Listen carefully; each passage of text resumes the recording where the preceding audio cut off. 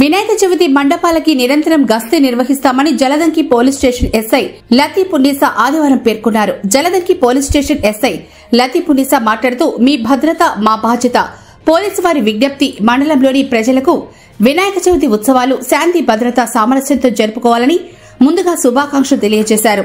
గణేష్ విగ్రహ ప్రతిష్టాపన మరియు ఉత్సవాల సమయంలో అనుసరించవలసిన ముఖ్యమైన మార్గదర్శక వినాయక చవితి ఉత్సవాలు పోలీస్, మున్సిపల్, విద్యుత్ శాఖల అధికారుల అనుమతితో నిర్వహించాలని, అనుమతి తప్పనిసరి అని తెలిపారు.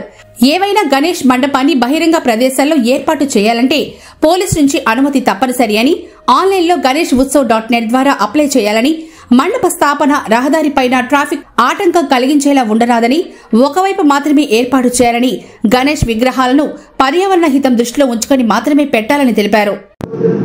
అందరికీ నమస్కారం. ముందుగా అందరికీ 27వ తారీఖున వినాయక చవితి రాబోతుంది కాబట్టి అందరికీ వినాయక చవితి శుభాకాంక్షలు.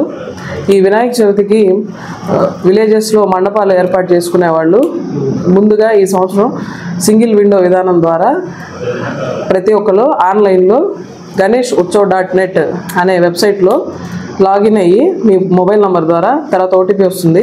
తర్వాత దానిలో అప్లై చేసే వాళ్ళ డీటెయిల్స్, కమిటీ మెంబర్స్ ఎవరు, విగ్రహం ఎత్తు ఎంత, విగ్రహం డీటెయిల్స్, ఎప్పుడు స్టార్ట్ చేస్తున్నారు, ఎప్పుడు నిమజ్జనం ఎప్పుడు చేస్తారు అనే డీటెయిల్స్ అన్నీ ఎంటర్ చేయాల్సి వస్తుంది. అది ఎంటర్ చేసిన తర్వాత అది కన్సర్న్ పోలీస్ స్టేషన్కి వస్తుంది. దాని ద్వారా మీరు ప్రతి ఒక్కళ్ళు కూడా ఏర్పాటు చేసేవాళ్ళు పర్మిషన్ తీసుకోవాల్సి ఉంటుంది. అయితే మండపాలు ఏర్పాటు చేసే దగ్గర ప్రతి ఒక్కళ్ళు కూడా దీపారాధన చేస్తూ ఉంటారు, ఫైర్ క్రాకర్స్ వెలిగిస్తూ ఉంటారు, నెక్స్ట్ ఎలక్ట్రికల్ వర్క్స్ చేస్తుంటారు. కాబట్టి అక్కడ ఎటువంటి ఎలక్ట్రికల్ షాక్ కానీ ఫైర్ కానీ అయ్యేటట్లు చాలా జాగ్రత్తలు తీసుకోవాలి. ప్రతి ఒక్కరు కూడా వాటర్, శాండ్, ఫైర్ ఎక్స్టింగ్విషర్స్ అన్నీ అందుబాటులో పెట్టుకోవాలి.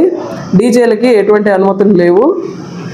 అక్కడ ఎలాంటి అవాంఛనీయ సంఘటనలు జరగకుండా చూసుకోవాల్సిన బాధ్యత ఆ మండపం ఏర్పాటు చేసిన కమిటీ మెంబర్స్దే. మైక్ పర్మిషన్ కూడా ఉదయం 6 గంటల నుంచి నైట్ 10 గంటల వరకు మాత్రమే.